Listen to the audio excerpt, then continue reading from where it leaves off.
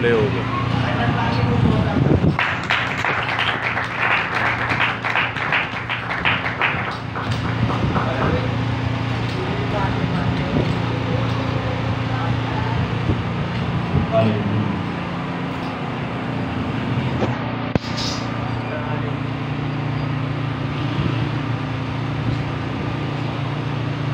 दोस्तों, हमेशा की तरह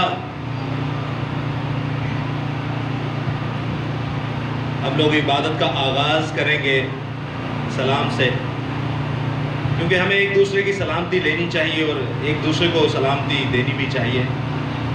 ये खुदावंद का बड़ा फरीज़ा है जो पूरा करना बहुत ज़रूरी है आपके लिए, मेरे लिए। सो मैं कोशिश करता हूँ। मसीह में आपको सलाम। आपको भी सलाम। भाई जो आते हैं रेगुलर वो तो जाते हैं, लेकिन बहनों की आवाज़ नहीं आई। एक बार फिर से कोशिश करते हैं। मसीह में आपको सलाम। आपको भी सलाम। खुदावंद आपको बड़ी बरकत दे। चले एक बार फिर से ऐसा जोरावर कोशिश करते हैं कि आपकी आवाज़ मुझसे ज़्यादा, हालांकि मैं मैक खड़े हैं, तो खुदावंद आपको बड़ी बरकत दे एक बार फिर से, ताकि खुदावंद हमें और ज़्यादा बरकत दे। खुदावंद यीशु मसीह के जिंदा जलाली बाबरकत बेअब रहीम और जलील मुझे बड़े मीठे नाम में आप सबको सलाम। आपको भी सलाम। हालेलुया। दोस्तों, मैं खुदा बाप का, खुदावंद यीशु मसीहा का, खुदाए रूह कुदूस का शुक्र अदा करता हूं कि एक बार फिर से खुदावंद ने मुझे आपके सामने खड़ा किया ताकि जिंदा खुदा का पाक कलाम आपके सामने पेश कर सकूं, ताकि जिंदा खुदा का पाक सुकन आपके सामने पेश कर सकूं। खुदा का वो कलाम जिसके बारे में लिखा है ये दो धारी तलवार है। खुदा का वो कलाम जो बंद बंद कूदे कूदे में से होकर गुजर जाता है। खुदा का वो कलाम जो हथौड़े की मानित है। खुदा का वो कलाम जिसके बारे में लिखा है इब्तिदा में कलाम था, कलाम खुदा के साथ था और कलाम ही खुदा है। खुदा का वो कलाम जिसके बारे में ज़बूर 119 और उसकी 50वीं आयत में लिखा है कि तेरे कलाम ने मुझे जिंदा किया। खुदा का वो कलाम जिसके बारे में लिखा है तेरा कलाम जब नाज़िल होता है तो बीमारों को शिफाएं बख्शता है। तेरा कलाम वो कलाम है आसमानी बाप, जब हमारे जिस्मों में आता है, हमारी रूहों में आता है, हमारे बदन में आता है, हमारे खून में शामिल होता है, तो हमारी नस्ल को बदलता है, हमारे जिस्म को बदलता है, हमारे डीएनए को बदलता है, हमारी शख्सियत को बदलता है, हमें मारता और जलाली बनाकर जिंदा करता है। सो मैं चाहता हूँ खुदा बाप के लिए, यीशु मसीह के लिए, खुदा रूह कुदूस के लिए, खुदा की पाक शरीयत के लिए, खुदा के फजल के लिए और तहरीरी खुदा बाइबल मुकद्दस के लिए एक बार जोरदार तालियां।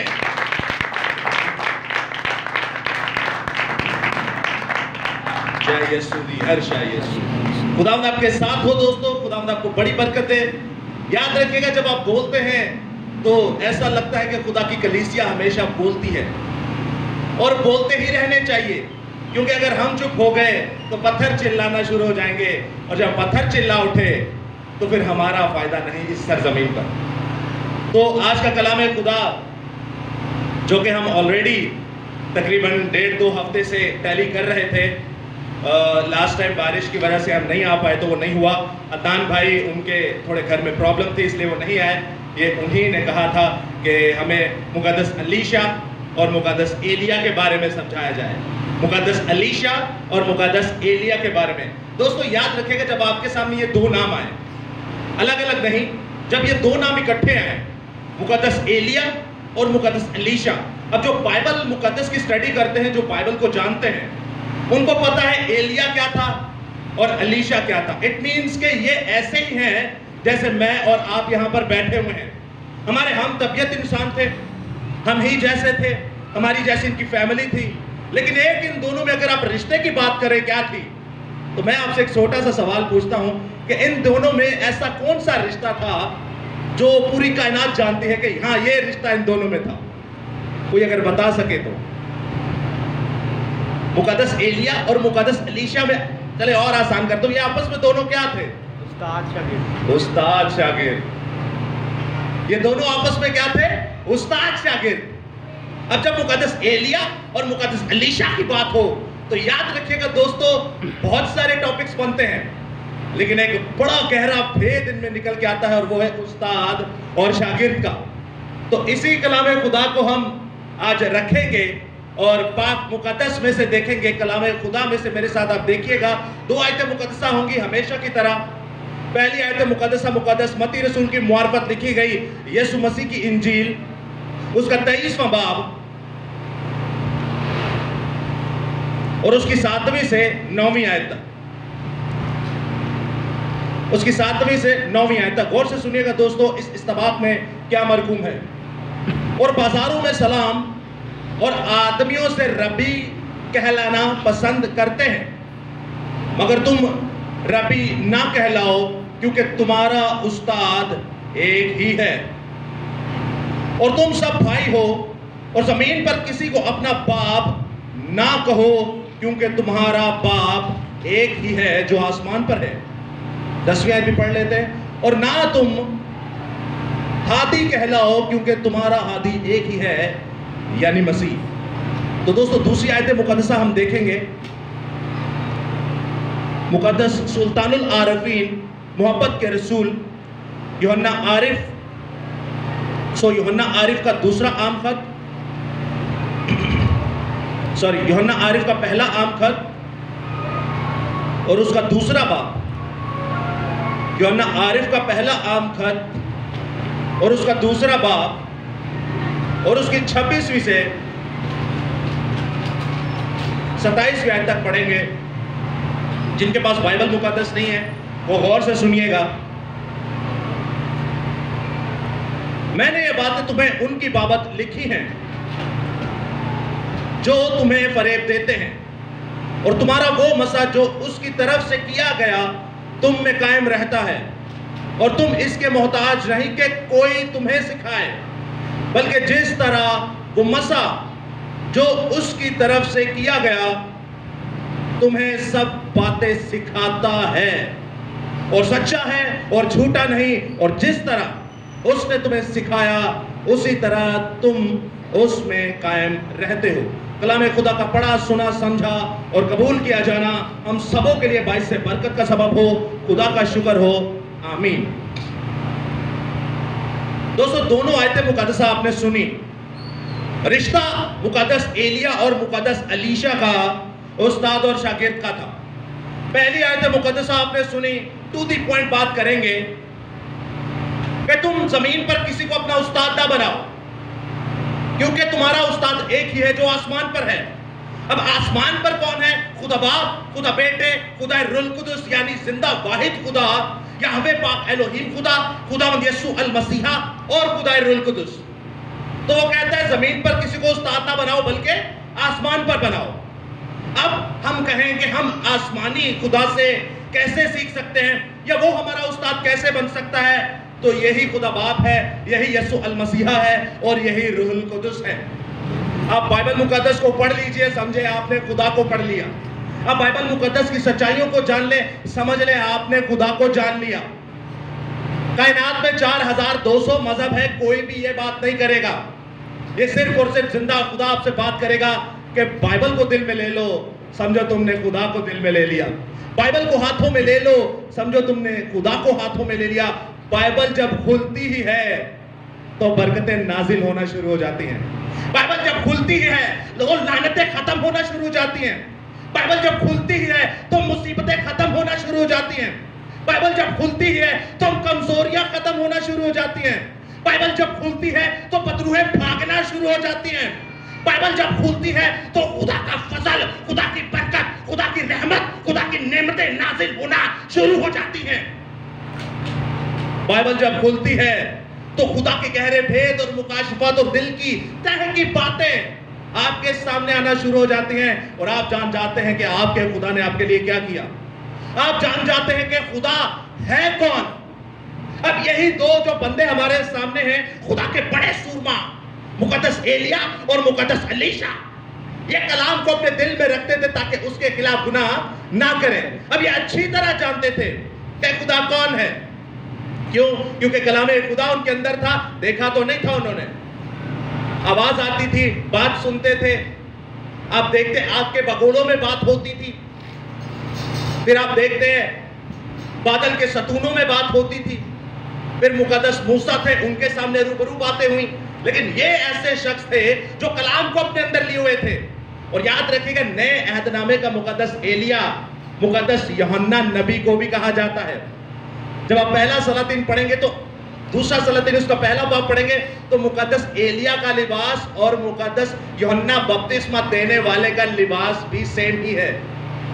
दोनों ही ऊंट के चमड़े का लिबास और शहद और टिड्डियां खाते थे।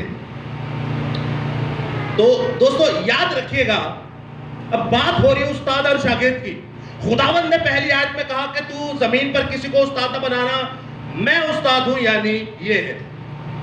अब दूसरी आयत मुकद्दसा में हमने जाना तुम सच की पहचान रखते हो, तो सच को अगर जानते हो तो तुम्हें किसी से सीखने की जरूरत नहीं, क्योंकि जिसके लिए तुम मसा हुए और जिसके नाम से मसा हुए वो तुम्हें सिखाता है। और आगे बड़ी पॉइंट वाली बात है, वो झूठा नहीं बल्कि सच्चा है।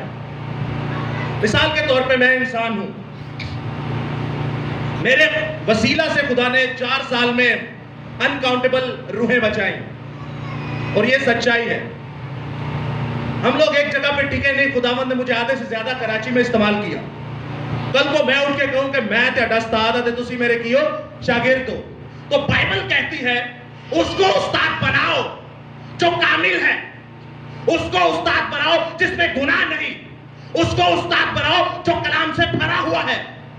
आप किसी इंसान को क्या उस्ताद बनाएंगे? मुझे उस्ताद बनाएंगे, आपको क्या पता मैं घर पे क्या करता हूं, मैं मोहल्ले में क्या करता हूं, मेरी जिंदगी किस तरह की है, मैं स्कूल में क्या करता हूं, मैं कॉलेज में क्या करता हूं, मैं ड्यूटी पे क्या करता हूं, आपको कुछ नहीं पता। मैं आपके सामने 1 या 2 घंटे के लिए आता हूं, तो आप उसे उस्ताद बनाइए जो जिंदा खुदा है। अब बात आती है खुदा के खादमीन की, कि मुकद्दस एलिया और मुकद्दस एलीशा ने, जो कि उस्ताद और शागिर्द का दर्जा था। तो याद रखिएगा दोस्तों, एक सवाल और भी पैदा होता है कि मुकद्दस पौलुस रसूल और मुकद्दस तीमुथियुस की जोड़ी भी ऐसी ही थी। तीमुथियुस शागिर्द और पौलुस रसूल उस्ताद। लेकिन याद रखिएगा, ये वो लोग हैं जो कहते हैं अब मुझ में मैं जिंदा ना रहा बल्कि मसीह मुझ में जिंदा रहा। वो कहते ही बंदे हैं ही नहीं, अब मुझ में मैं जिंदा ना रहा, दूसरे लफ्जों में बल्कि खुदा मुझ में जिंदा रहा। मेरी मानित बनो क्योंकि मैं, और दूसरे अल्फाजों में मेरी मानित बनो क्योंकि मैं खुदा की मानित हूं। किसकी मानित हूं? खुदा की मानित हूं। तो उन्हें शागिर्द बनाना भी अच्छा लगता है, क्योंकि वो कामिल थे, खुदा का रूह उनमें काम करता था, आप में और मुझ में नहीं करता। सीधी सी बात है, अगर कामिल होना है तो 24 घंटे खुदा को देने पड़ेंगे। आज कई लोग यहाँ पे ऐसे हैं जो नौकरी पे कॉल आ गई और चले गए, कई ऐसे हैं जो ये काम पड़ गया, कई ऐसे हैं जो वो काम पड़ गया। हम इबादत पे कॉम्प्रोमाइज कर लेते हैं, लेकिन दुनिया के दूसरे कामों में कॉम्प्रोमाइज नहीं करते। हम कहे ना ड्यूटी तो छुट्टी करके आप बपतिस्मा लैन चलिए, ओहो कोई और दिन रख लो, मजबूरन इतवार का ही दिन रखना पड़ता है, क्योंकि हमारे लोग नौकरी को ज्यादा प्रायोरिटी देते हैं खुदा से। तो याद रखिएगा दोस्तों, यीशु अल मसीह ने खुद फरमाया कि उस्ताद और नौकर, उस्ताद और शागिर्द और मालिक और नौकर का कुछ रिश्ता इस तरह है कि नौकर अपने मालिक से बड़ा नहीं होता और शागिर्द अपने उस्ताद से बड़ा नहीं हो सकता। अब गौर से सुनिएगा इस बात को कि नौकर अपने मालिक से बड़ा नहीं होता और शागिर्द अपने उस्ताद से बड़ा नहीं होता।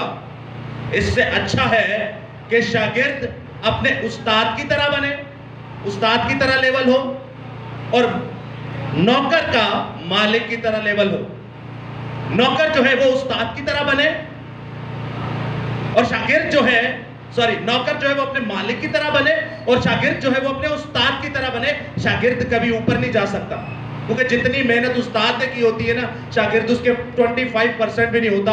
बस ये है कि जो उस्ताद ने मेहनत करके इकट्ठा किया वो आगे अपने शागिर्दों को देता है, अगर वो खुदा के कलाम से भरा है तो। नहीं तो उस्ताद बहुत तेरे, बाइबल में लिखा है जमीन पर खुदा बहुत है, जमीन पर खुदावंद भी बहुत है, जमीन पर आज रूहुल कुदुस भी बहुत है, जमीन पर तालीमें भी बहुत हैं, जमीन पर उस्ताद भी बहुत हैं। उस्ताद चुनकर बनाइएगा, वरना ये ना हो जहां उस्ताद जाए वहां पर आप भी चले जाए।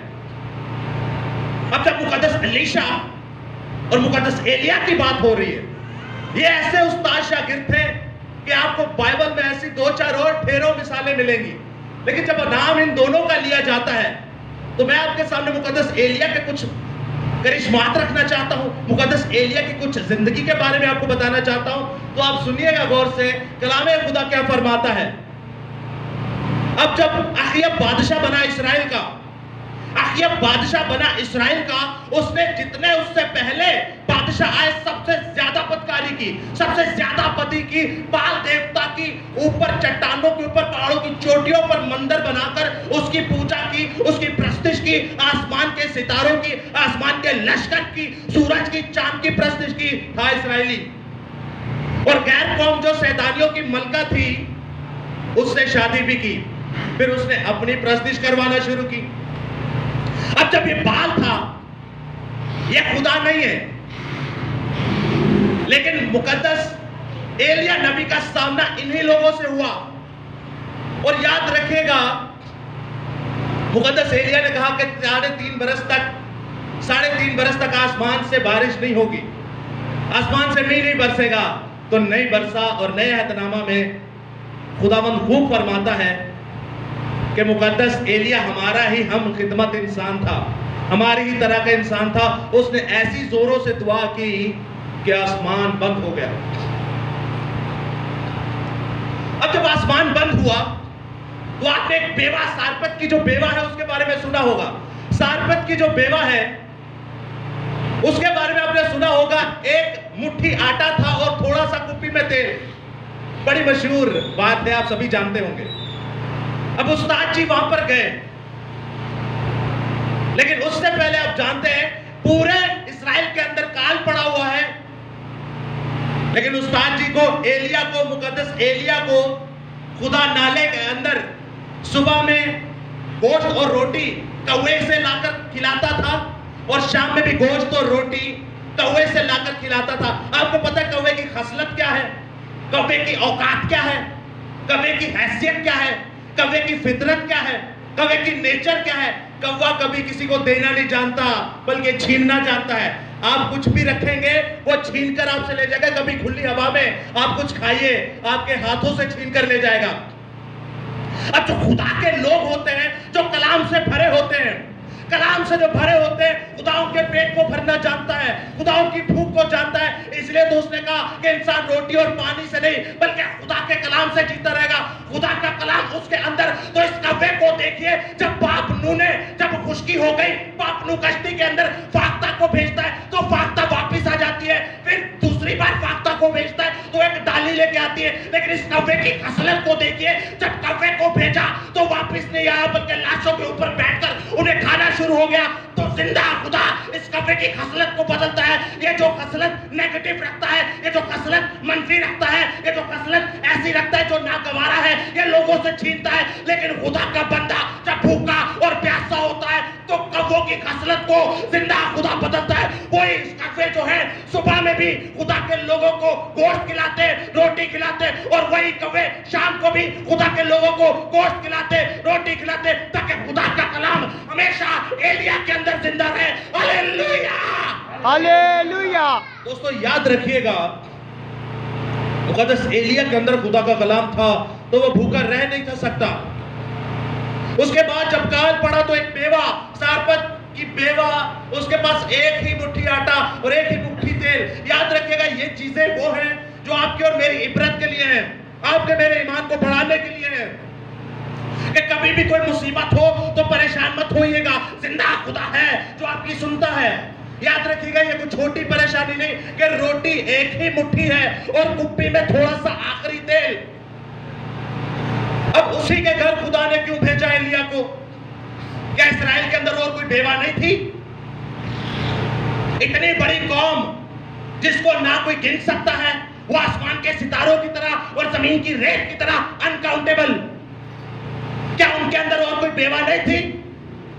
याद रखिएगा दोस्तों, सारपत की बेवा के पास इसलिए भेजा क्योंकि सारपत की बेवा ये दिल में ईमान रखे हुए थी कि यार खुदावंद देख काल पड़ा हुआ है, खाने के लिए कुछ भी नहीं है, तेरे बंदा ने आसमान बंद कर दिया, मैं जानती हूं कि तेरी ही मर्जी है। तो याद रखिएगा, उसने कहा कि लोग तो गधे का सर खा रहे हैं, लोग तो कबूतर की बीट खा रहे हैं, ये हराम खा रहे हैं, ये नापाकी खा रहे हैं, लेकिन मैं खुदावंद ऐसा नहीं कर सकती, मैं तेरे खिलाफ गुनाह नहीं कर सकती, मैं ये नापाकी करके जिंदा नहीं रहना चाहती। हाँ, मेरे पास एक रोटी है, हाँ थोड़ा सा तेल है, मैं ये खाऊंगी, मैं और मेरा बेटा मर जाएगा, लेकिन वहीं पे जिंदा खुदा का बेटा आता है, और जब खुदा के लोग आते हैं वहां मुर्दे जिंदा हो जाते हैं। Hallelujah, hallelujah. मेरे यीशु के लिए एक बार जोरदार तालियां।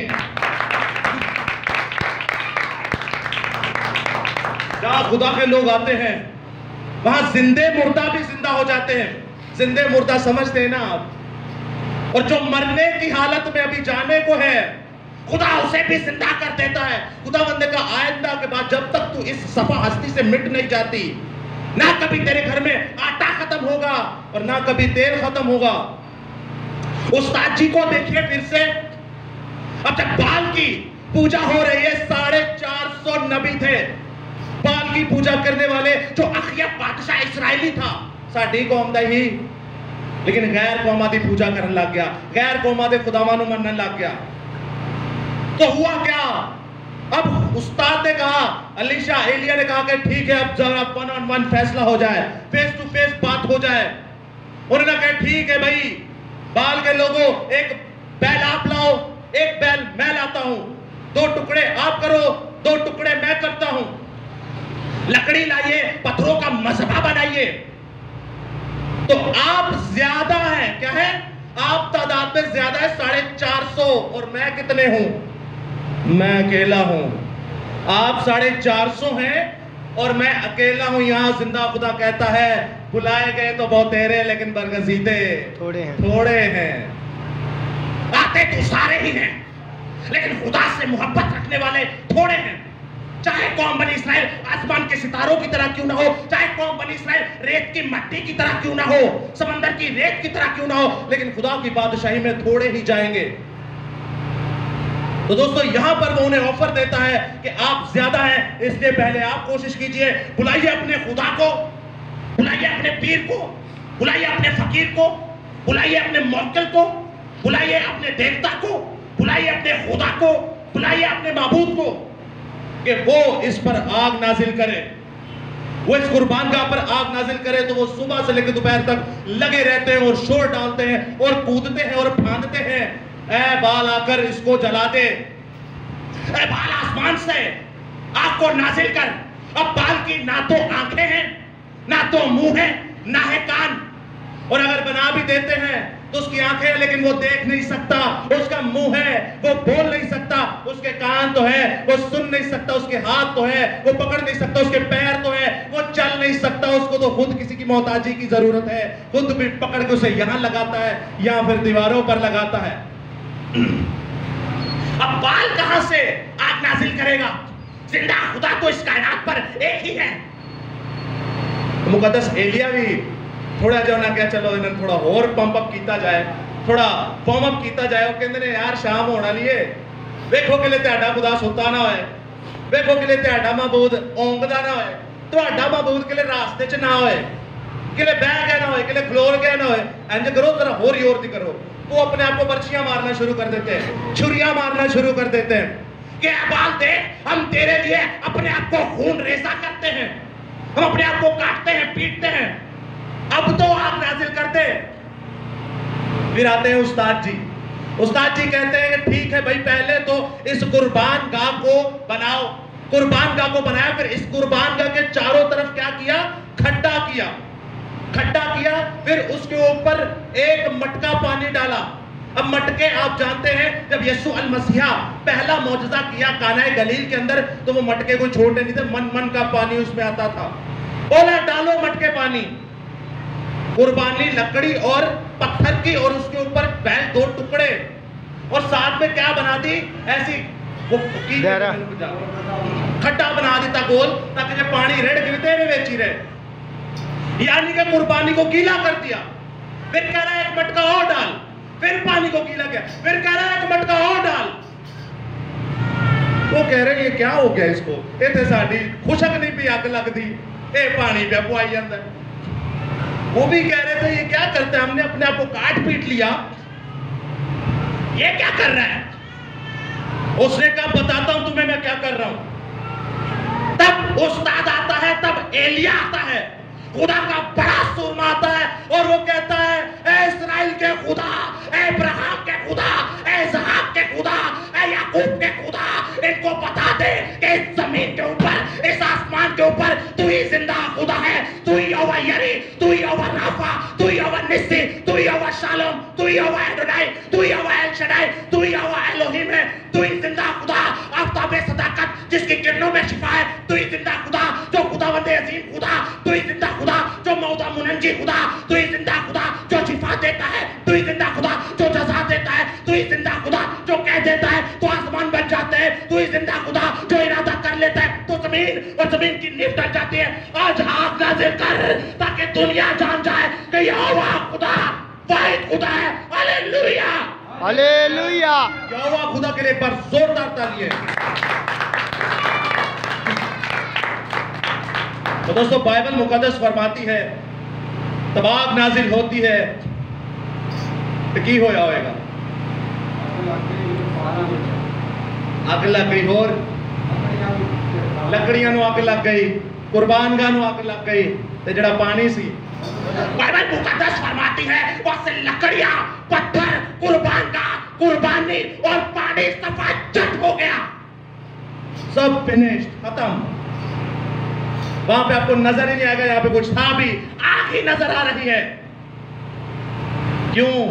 क्योंकि उसके अंदर खुदा बोलता था, जब वो बोलता था तो रूहें बचना शुरू हो जाती थी, जब वो बोलता था तो रूहें बचना शुरू हो जाती थी। यह है जिंदा उस्ताद, यह जिंदा खुदा का बड़ा सूरमा। अब आते हैं मुकद्दस एलीशा की तरफ, हमारे पास 10 मिनट है। मुकद्दस एलीशा की तरफ आते हैं। अब उस शागिर्द की बारी है। शागिर्द 12 बैलों के जोड़े की हल चला रहा है और ऊपर से उस्ताद आ गए और उन्होंने उन पर चादर डाल दी। उन्होंने कहा ठीक है जी, आज तो मैं तेरा तो तू मेरा। ऐसी उस्ताद और शागिर्दगी आपको पूरी दुनिया में जिस्मानी तौर पर कहीं नहीं मिलेगी। अब वो कहता है कि ठीक है, अगर तू मेरा शागिर्द बनना चाहता है तो तू अगर मुझे जिंदा आसमान पर जाता हुआ देख ले तो तभी तू मेरा शागिर्द होगा। याद रखिएगा दोस्तों, आज तक कितने लोग हैं जो जिंदा आसमान पर उठाए गए? बाइबल स्टूडेंट ये बता सकते हैं। सबसे पहला कौन उठाया गया जिंदा आसमान पे? एलिया नबी। और अच्छा एलिया ने तो मैं नाम लिया है और कोई जी? हनूक किसने कहा? हनूक, जबरदस्त। सबसे पहला पैदाइश की किताब में मुकद्दस हनूक नबी। और देखते मुकद्दस मूसा की तो लाश पड़ी थी, लेकिन खुदा होते लाशानी इकट्ठियां कर दिया। हमारा ईमान है जब सब चले गए उन्होंने जलाली बदन दिया और जिंदा वो भी आसमान पर गए। लिखा नहीं है लेकिन कुछ ईमान की भी चीजें होती है। खुदा होते लाशानी भी इकट्ठा कर दिया। उसके बाद आप देखते हैं खुदावंद अपने लोगों को जिंदा उठाता है। अब ये लोग जो थे, खुदा का सूरमा फरमाता है कि मुझे 3 दर्जात दिए गए हैं। जलजाल से मुझे जाना है, पहले जलजाल से ये रवाना होगा। नंबर 1, सबसे पहले जलजाल से इसे जाना है बैत-एल में। आप दूसरा सलातीन पढ़ेंगे उसको आपको आराम से मिल जाएगा। सबसे पहले जाना है बैत-एल में। वो अलीशा से कहता है, अलीशा मुझे खुदावंद ने हुक्म दिया है कि बैत-एल को जा, तो तू यही रुक। तो तू क्या कर, यही रुक। अब उस्ताद और शागिर्दी देखिए। शागिर्द कहता है मुझे खुदा की सौगंध और मुझे तेरी भी कसम, मैं तुझे छोड़ के ना जाऊंगा। अब जब बैत-एल में जाते हैं तो वहां पर होता क्या है? वहां पर अंबिया ज़ादों के बेटे, अंबिया ज़ादे यानी नबी रसूलों के बच्चे होते हैं। वो कहते हैं हंसते ठट्ठा उड़ाते हैं कि अलीशा तुझे पता है आज तेरा उस्ताद उठा लिया जाएगा? तो वो कहता है हाँ मुझे पता है, तुम चुप रहो। क्या रहो? तुम चुप रहो। हैं फिर दूसरी जगह वो जाते हैं, आपको मैं बता रहा हूं, आपको लग रहा है ये बड़ा आसान रास्ता होगा, वो तो पैदल सफर हुंदा सी या खचरा खोते आते सफर हुंदा है। ये बड़े बड़े लंबे सफर थे, कहां से कहां सफर ये तय कर रहे हैं। दूसरा सफर होता है, पहला बैतेल में जाते हैं, दूसरा यरीहो में जाते हैं। वो कहते हैं, मुकद्दस एलिया उस्ताद कहते हैं कि मुझे खुदा ने हुक्म दिया है कि अब मैं यरीहो की तरफ जाऊं, मुझे खुदावंद वहां से कुछ बताना चाहता है। दूसरे का मुझे खुदा की भी सौगंध और तेरी भी मैं कसम खाता हूं कि मैं तुझे ना छोड़ूंगा। पता है क्यों? क्योंकि उसे पता चल गया था इसके अंदर खुदा काम करता है। उन्हें एलिया ने उस्ताद नहीं बनाया, उन्हें जिंदा खुदा ने उस्ताद बना लिया, क्योंकि उसके अंदर बोलता ही खुदा था। तो वहां पर भी जाता है और वहां पर भी अंबिया सादे यानी नबी रसूलों के बेटे होते हैं और वो उन्हें क्या करते हैं, ठट्ठा उड़ाते हैं। हा हा हा अलीशा, आज तेरे पता तेरे उस्ताद ने चुका जा रहा है। अब ये इतनी बड़ी बात है, वो तजाहुले मुतलिक लोग, उनको ये नहीं पता कि हम ठट्ठा किस बात पे उड़ाने, जिंदा उठाया जाना कोई मजाक बात है। ये बहुत बड़ी बात है, ये बहुत बड़ी बात है। आप मेरे एक ज़हन में बात आ रही है, सुनिएगा गौर से।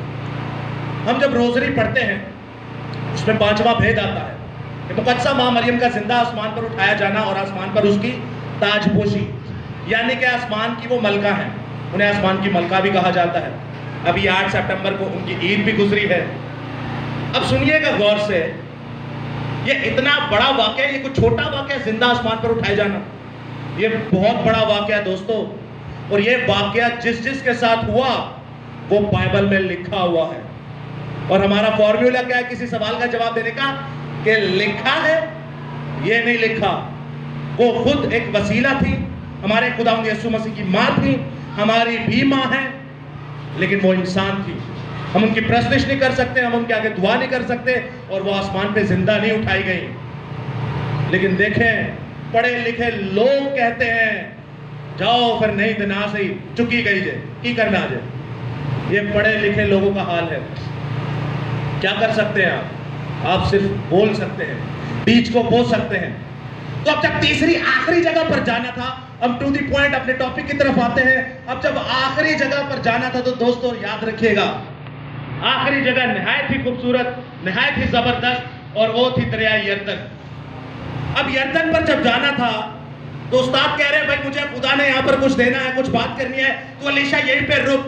कहां पर रुक? पीछे यरीहो में रुक जा, मैं आगे जा रहा हूं यरदन पे। उसने कहा नहीं उस्ताद, तेरी सौगंध और तेरे खुदा की सौगंध, मैं जिंदा खुदा की सौगंध करता हूं, तुझे ना छोड़ूंगा। और वहां पर भी 50 अंबिया ज़ादों के बेटे, ये अंबिया ज़ादों के बेटे को मैं ज्यादा क्यों पॉइंट आउट कर रहा हूं, याद रखिएगा अपने ही घर के लोग आपके मुखालिफ होंगे। मुकद्दस मूसा के सामने कितनी मौतें थी, एक तो सामने बहरे कुलसम की मौत, एक पीछे फौजों की मौत, और तीसरी मौत कौन सी थी? अपने ही घर के कौम बनी इस्राएल के लोग उसको मारने पर तुले हुए थे। आप मसीह का काम तो कीजिए, आप मसीह के काम को शुरू तो कीजिए, आप रोज सच्चाई से चलिए तो सही। आपके घर के अंदर से आपकी मुखालफत होगी। अब ये कहा रही है, यहां पर भी मुखालफत होगी, और ये कोई नई बात नहीं है। हम तो 4 सालों से देखते आ रहे हैं, लेकिन रूहानियत में हम हजारों सालों से देखते आ रहे हैं और आगे भी देखते रहेंगे। ये होगी मुखालफत, लेकिन याद रखिएगा, जिन्नू पंजाबी च की कहते हैं, खुदा चखे थे उन्नू, जिसको खुदा रखे उसे कौन चखे। कुछ इसी तरह की है कि खुदा जब तक ना चाहे कोई आपका दाना पानी वहां से हटा नहीं सकता। अब सुनिएगा गौर से, पहले वो गया बैतेल के अंदर, फिर गया यरीहो के अंदर, फिर गया यरदन के अंदर।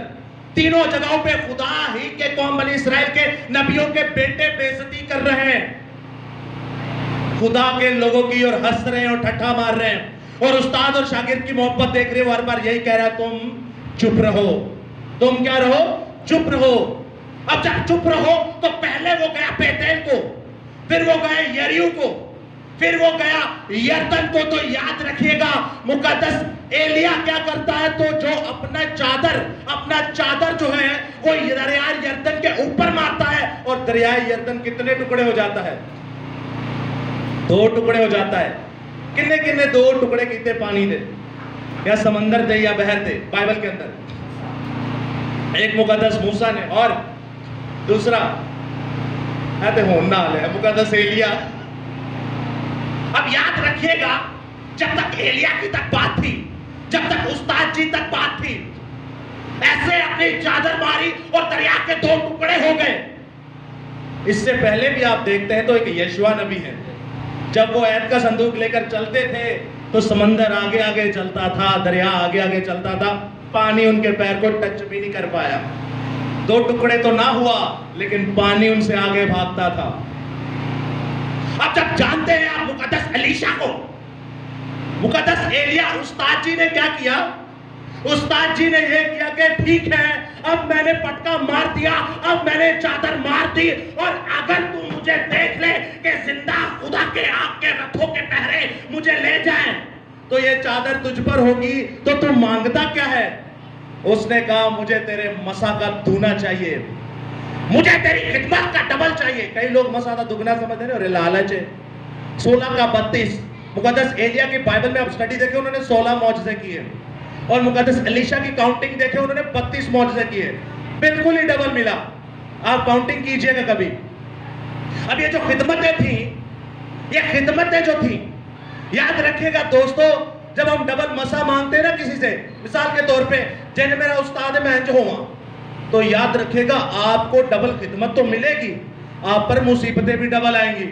जड़ियां उस्ताद जी ते मुसीबत आई ना, एलीशा को पता था कि जो मेरे उस्ताद के साथ हुआ है अब मेरे साथ डबल होगा, क्योंकि मैं डबल शैतान को मात दूंगा तो शैतान मेरे ऊपर डबल टूटेगा। जो मेरे उस्ताद एलिया पर मुसीबत आई अब मुझ पर डबल आएगी।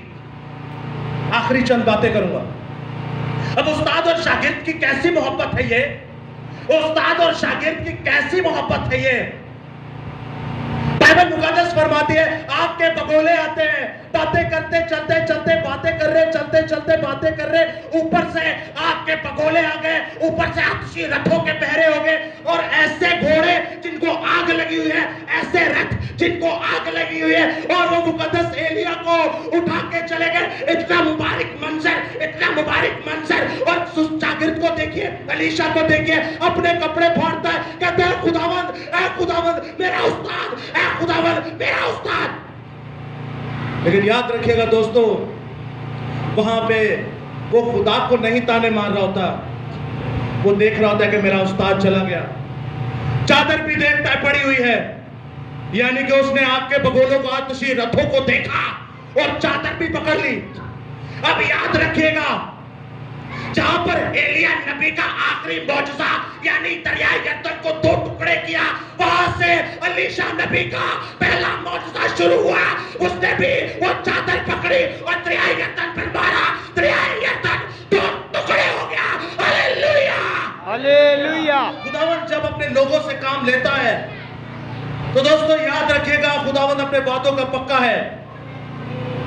एलिया का आखिरी मौजज़ा पानी के दो टुकड़े करना, और एलीशा का पहला मौजज़ा पानी के दो टुकड़े करना। मुर्दे कितने जिंदा हुए बाइबल मुकद्दस में? खुदावंद यीशु मसीह की बात करें जब आप, तो खुदावंद यीशु मसीह यूहन्ना की आखिरी इंजील, आखिरी चैप्टर, आखिरी आयतों को पढ़े तो उसने इतने काम किए हैं, 3.5 साल में कोई भी कायनात की किताब नहीं जो उसे लिख सके। लेकिन फिर भी तहरीरी बात करते हैं, यीशु मसीह ने 3 मुर्दे जिंदा किए, एक बेवा को या बेवा के बेटे को, एक बेवा के बेटे को, एक 12 साल की बच्ची को, और एक लाजर, अपने यार लाजर को। और पुराने अहदनामा में कितने मुर्दा जिंदा हुए? चले फिर नए अहदनामा में ही आते हैं। 3 मुर्दे तो ये हो गए यीशु मसीह ने जिंदा किए, मुकद्दस पतरस रसूल कैफा ने 4था मुर्दा, मुकद्दस पौलुस रसूल ने 5वां मुर्दा। अब आ जाते पुराने अहदनामे की तरफ, मुकद्दस एलिया ने 6ठा मुर्दा जिंदा किया, मुकद्दस एलीशा ने 7वां मौजज़ा जिंदा किया, 7वां मुर्दा जिंदा किया। लेकिन दोस्तों एक 8वां मुर्दा भी है जो जिंदा हुआ, ये है बात। ये ऐसा एक अनोखा मौजज़ा था। अरे उस्ताद को देखिए, वो जिंदा हुआ, वो जिंदा होकर जिंदों को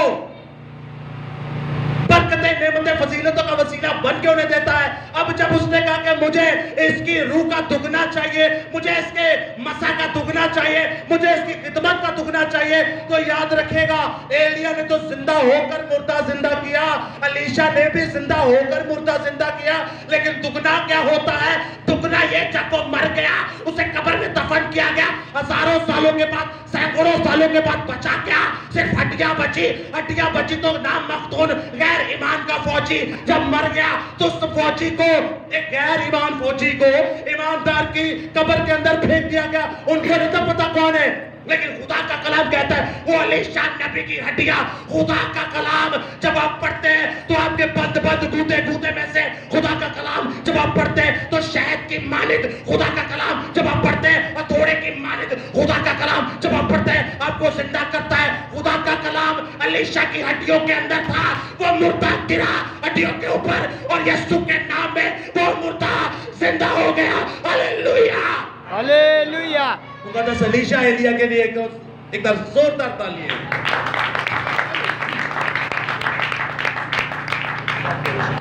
दोस्तों याद रखिएगा, ये था वो दुगना मसा कि जिंदा रहते हुए तो उस्ताद ने भी जिंदा किया, तो जिंदा रहते हुए तो मैंने भी कर दिया। अब डबल क्या है? डबल पोर्शन ये है कि मैं मर भी जाऊं तो मेरी हड्डियों से जो मुर्दा लगे तो वो भी जिंदा हो जाए। ये है वो खुदा जब आपके अंदर आ जाता है, आप हमेशा जिंदा रहते हैं। गो कि आप मर भी जाएं, आप तो भी जिंदा रहते हैं। खुदा कहता बाद में है, करता पहले है। ये कायनात का कैसा एक शख्स है जो कहता बाद में है, करता पहले है। पहले कर चुका, फिर आपको बाद में आके बताता भी मैं ऐसा करूंगा। क्या यीशु मसीह ने ये नहीं कहा कि सब कौमों में जाओ और बाप और बेटे और उसके नाम से बपतिस्मा दो? सारी कौमों और रियासतों का इख्तियार मुझे दिया गया है, ये इख्तियार मैं तुम्हें देता हूं उसी की किताब में। तो ज़बूर 2 में खुदावंद कहता है मेरे बेटे मांग, ऐ मेरे बेटे मांग, मैं कौमें भी तुझे मिरास में दे दूंगा। तो याद रखिएगा दोस्तों, मुकद्दस एलिया और मुकद्दस एलीशा खुदा के दोनों बड़े सूरमा थे। बड़े सूरमा इसलिए क्योंकि ये खुदा का कलाम उनके अंदर था। आज आपके अंदर ये कलाम होगा, मेरे अंदर ये कलाम होगा, तभी हम जिंदा खुदा को पहचान सकते हैं, वरना फायदा कोई नहीं है। अपने घरों में बाइबल को पढ़िए, अपने घरों में दुआ कीजिए। जो मेरा बाप है वो आपका बाप है, जो मेरा खुदा है वो आपका खुदा है। अगर वो मेरी सुनता है तो आपकी भी सुनेगा, अगर वो आपकी सुनता है तो मेरी भी सुनेगा। सिर्फ और सिर्फ इसके वसीला से, और वसीला कोई नहीं पढ़नी आती, अपने बच्चों को बोलिए, अपने रिश्तेदारों को बोलिए, अपने पड़ोसियों को बोलिए, किसी को भी बोलिए, इस जिंदा खुदा को पढ़िए, क्योंकि यही जिंदा खुदा है जो आपको हर एक मुश्किल से आजाद करेगा, आपको कमजोरी में भी शाहजोरी देगा। सो खुदावंद आपके साथ हो, खुदावंद आपको बड़ी बरकत दे, खुदावंद हमेशा आपको अपने बनाए रखे। खुदावंद जिंदा जलाली बाप हमेशा आपकी अपनी कुदरतों से नवाजता रहे, अपनी नेमतें, फजीलतें, रहमतें आपके ऊपर हमेशा बरसाता रहे। खुदावंद अपना दाहिना हाथ हमेशा आपकी नस्लों पर रखे, आपके बदनों पर रखे। सो मैं चाहता हूं एक बार फिर से आखिर में खुदा बाप के लिए, खुदावंद यीशु मसीह के लिए, खुदा रूह कुदस के लिए, खुदा की पाक शरीयत के लिए, खुदा के फजल के लिए, तहरीरी खुदा बाइबल मुकद्दस के लिए, एलीशा नबी के लिए, एलिया नबी के लिए एक बार जोरदार तालियां।